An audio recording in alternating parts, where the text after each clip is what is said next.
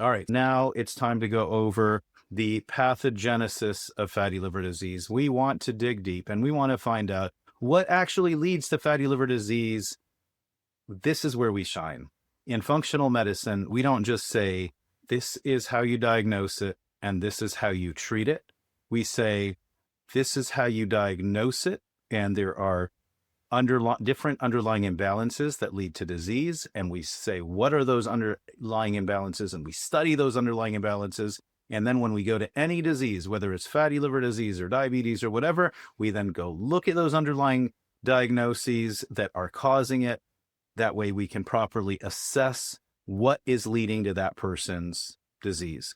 Because you could have multiple imbalances that lead to one disease, or you can have one imbalance lead to multiple diseases. And that's the dance that we keep doing in functional medicine. So objective number 3, review the latest theories on the pathogenesis of fatty liver disease. When it comes to comorbidities in conventional medicine, just basically means that somebody has multiple diseases at the same time. But in functional medicine, we don't look at a comorbidity as, we don't look at it as just separate, isolated diseases. We try to find an underlying unified cause that is leading to it. And we know in functional medicine that you could have identical twins. One of them gets schizophrenia, one never gets schizophrenia. They have the same genes. One of them ends up getting liver disease, one doesn't get liver disease. One ends up with dementia, and one keeps their memory their whole life and lives a nice long life, because we are a product of our genes and our environment. Your genes they set your possibilities, but then the environment is going to help decide what genes turn on and what genes turn off. So when it comes to environment, we look at food, exercise, sleep, stress.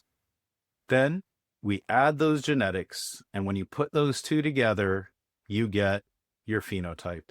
That's the phenotype is what is expressed. So you have a phenotype that will say you'll have blue eyes or brown eyes, but you also have a phenotype that will say you have fatty liver in this environment. And that's the important piece.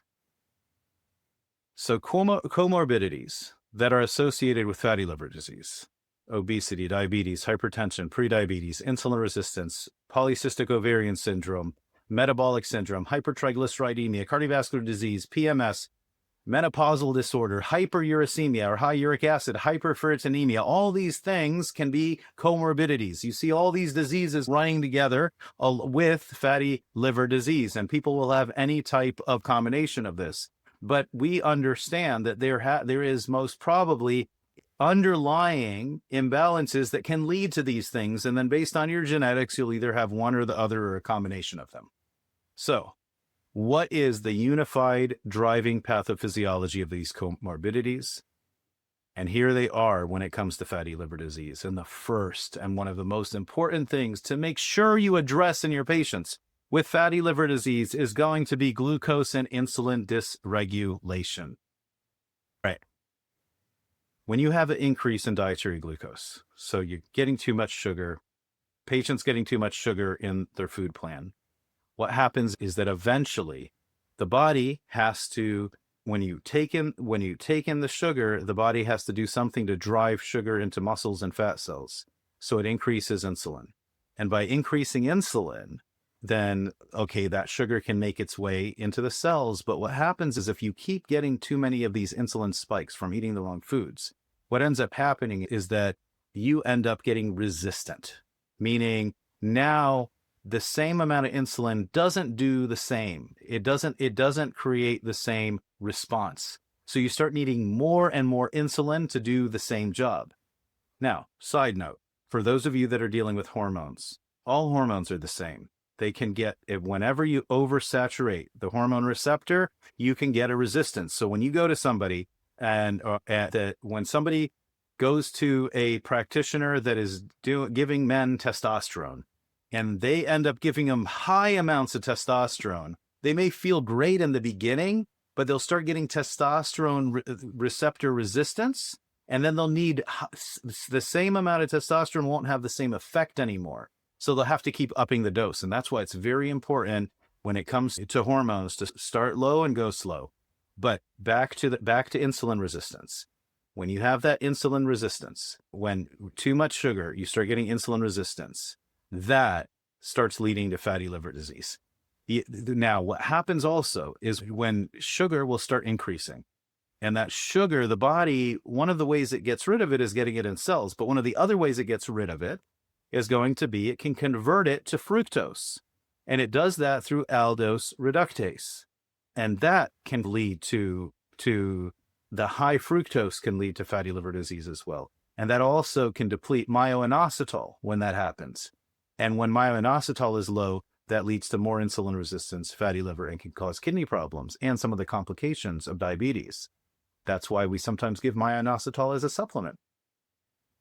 Increased ages. When you cook sugars at high temperatures, like baked goods, what ends up happening, you cook them with protein or other macronutrients, that what can happen is it can create this advanced glycosylation end product. Guess what? If you have too much glucose or too much fructose in your body, you can create ages as well. And the ages are going to lead to inflammation and oxidative damage, which fuels fatty liver disease and the worst kind of fatty liver disease. All right. When you have insulin resistance, when your insulin levels, you start getting resistant to insulin, your body has to compensate. So it's going to increase insulin levels.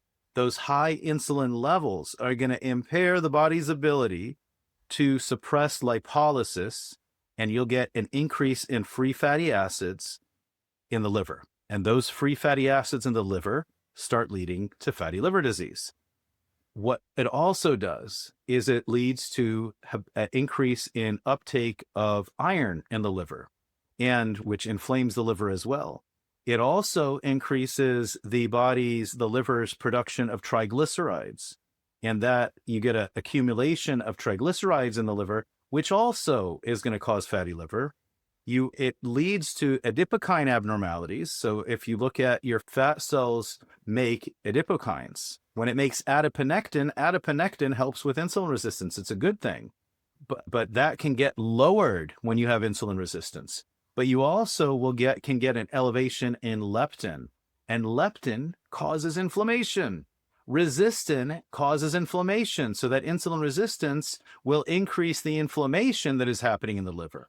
Lipid peroxidases and free oxygen radical species also, that lipid peroxidation is going to happen. That oxidative stress is going to start happening in insulin resistance.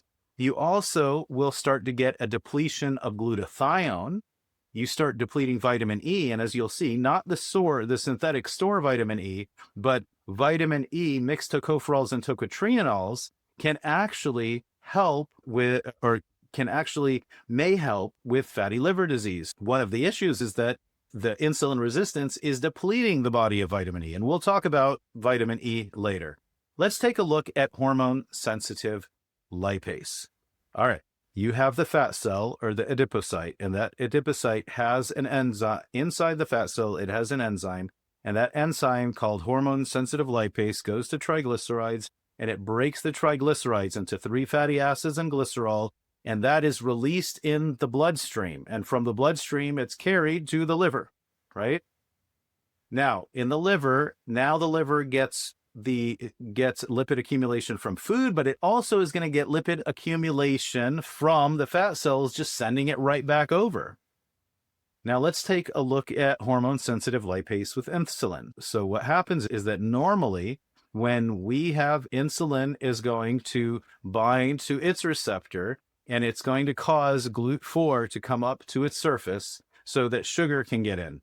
But anyway, the other thing that it will happen when insulin binds the receptor is it turns off hormone-sensitive lipase. By turning off hormone-sensitive lipase, it stops the body from breaking down that triglyceride and sending it back to the liver and overloading the liver. Triglycerides are going to stay intact in the cells. All right. With insulin resistance, now insulin can't make its way. And when insulin can't make its way to the receptor, what happens is you have more hormone-sensitive lipase available. That hormone-sensitive lipase is going to end up going to the triglycerides. It's going to release the fatty acids, and those fatty acids are going to make its way into the bloodstream, go to the liver, and overload the liver. And now the liver has to deal with the fat cells just shooting it right back. And it also has to deal with whatever load is put on the liver from the food that they're eating and from stress and from inflammation and all those other things. How does this cause MASLD? So the released free fatty acid are taken that go into the bloodstream are taken up by the liver with high insulin. Now they have insulin resistance, so there's high insulin levels. Insulin pushes the liver to start making triglycerides. So now more triglycerides are being made.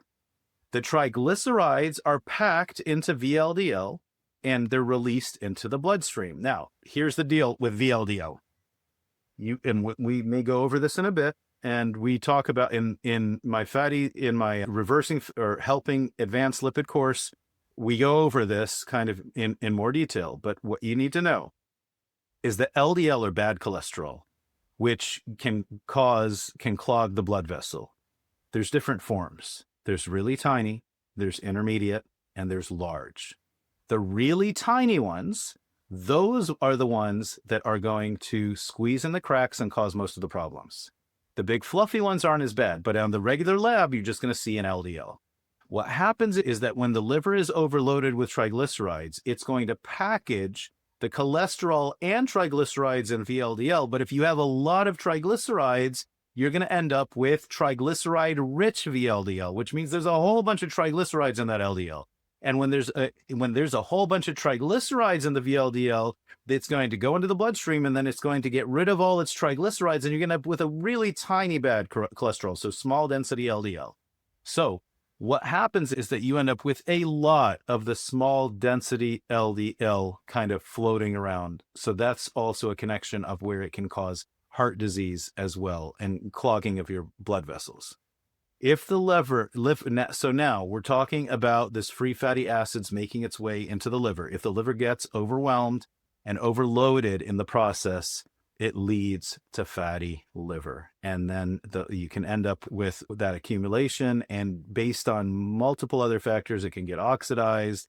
You can have oxidation happening. You can have inflammation happening as well. All right. Our second unified driving pathophysiology. You got fructose and uric acid. And this is one that most people aren't really talking about, but there are some greats in our field that started letting us know that this is actually a thing. Fructose and uric acid. What happens is that fructose is found in sugar, right? So sugar is going to be, table sugar is going to be glucose plus fructose. That's called sucrose. The combination is fructose plus glucose is going to be sucrose. If you get an increase in fructose, that's going to increase uric acid. That high uric acid is going to increase advanced glycosylation end products, or AGEs, which we talked about before, that caramelization that happens with our proteins. Elevated uric acid also is going to lead to a higher triglyceride level. It's going to increase rusting or oxidative stress. It's going to increase fat storage. It's going to decrease fatty acid oxidation. So now the body can't break down the fatty acids. So think about it two ways. Think about it as AGEs, advanced glycosylation end product, when you're having, that's actually caramelization that's happening. So too much fructose can cause caramelization. So can too much glucose. But it also, that uric acid is going to do all the things that set you up for cardiometabolic disease and for fatty liver. If you're a licensed healthcare practitioner ready to evolve your functional medicine practice, explore over 300 hours of clinical training, masterclasses with leading functional medicine clinicians, and certification pathways. Or check out the Academy of Functional Nutrition and Lifestyle Medicine at afnlm.com. Whether you're on the path to certification as a functional nutritionist or simply want to optimize your own and your family's health, our skill-building approach builds real-world competence from the ground up. And lastly, if you're dealing with chronic health challenges, visit drknews.com for self-paced courses that help you understand and address fatigue, brain fog, autoimmune conditions, gut problems, and more using evidence-based approaches. The content on this podcast is for educational purposes only and is not intended to diagnose, treat, cure, or prevent any disease. Always consult with your healthcare provider before making any changes to your health regimen. Thanks for listening, and don't forget to subscribe and share with someone who might benefit.